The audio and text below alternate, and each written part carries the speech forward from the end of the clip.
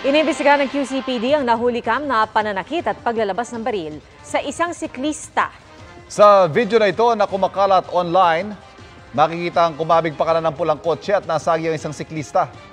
Buwaba nagmamaneho ng sasakyan. Binatukan ng siklista at naglapas pa siya ng baril. Sumuko na sa pulisya ang motoristang si Wilfredo Gonzalez. Nangyari daw ang insidente noong August 8 at nagkapatawaran na raw sila noon ng siklista at gumawa pa raw ng kasunduan. Siya pa nga umano ang nagpatawag ng pulis. Isinuko ng motorista ang kanyang baril at sasakyan. Sabi ni Torre sa panayam sa DZWB, ipare-revoke nila ang license to own and possess firearms ni Gonzalez. Kinokontak na raw ng QCPD ang siklista pero hindi pa raw ito sumasagot.